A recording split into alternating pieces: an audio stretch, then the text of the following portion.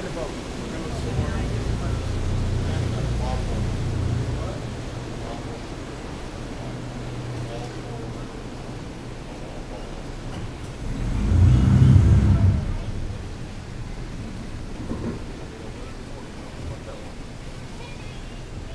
Now the difference in elevation is 13 feet.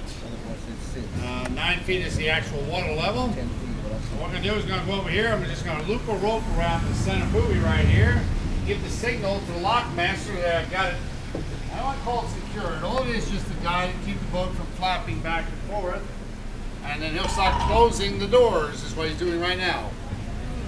You'll notice the doors are beveled out. It's the same thing, they bevel the other way. They're designed bigger than the opening. If there's ever a rush of water, big storms that may happen, there's no way possible those doors will ever fold in this way and flood us.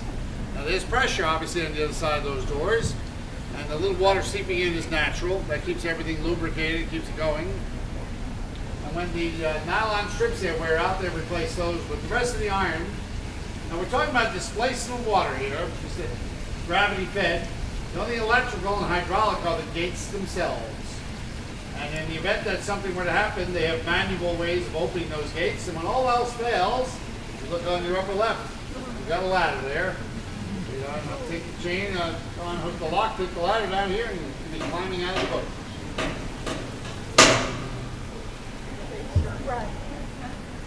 Now the doors are closed, and if you just close your eyes, you can pick that moment when we're rising, but it's already happened. Most people expect to be bumpier and quicker, and you feel and hear something, but very still, very silent. Talk about 42,000, 45,000 gallons of water to fill it up over a 5-minute period. It's about the average size of 3 San Antonio swimming pools.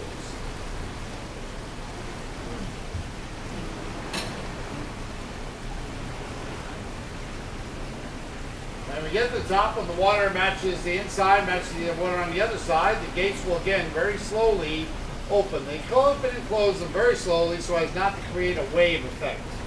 Any type of movement like that only causes the boat to wiggle and wobble. And we recognize that there are some people that are a little bit claustrophobic.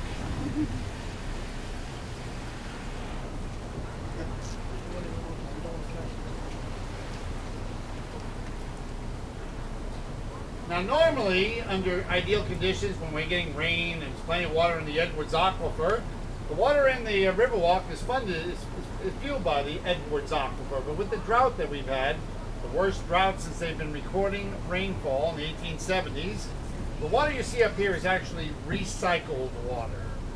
And it's also not only recycled water, but it's being regurgitated. It comes down, it gets pumped back up to the top. So that accounts for some of the clarity issues. You'll also see, to some extent, there's some big globs of algae up here. Normally this water would be much, much clearer. Back in the middle of May, when they finally started filling it up, the first couple of days, it was like a backyard swimming pool. It was crystal clear. You could see the bottom. But with the intense heat this summer, very little shade up here, your growth of algae is pretty rapid, and for a while there it was rampant. They brought in a series of chemists and biologists. They looked at the matter and they came up with a chemical to treat it. For the most part, they have killed it, and with very little loss of fish and snakes and turtles, which are in the river. We also have this part of the river up here, the new part, is maintained by a group called SARA, the San Antonio River Authority. The other part, the original river, is maintained by the City of San Antonio Downtown Operations. So now the people up here have their own boats and their own staff going out, and they have these big nets on poles where they're fishing out all the debris and the big globs of the algae. At one point, there was more algae than there was water, and some of those were 40 to 50 feet long. Oh my God. And it was worse than you can imagine trying to drive a boat through, a single motor boat with a little propeller, getting knotted up there. So they took care of that with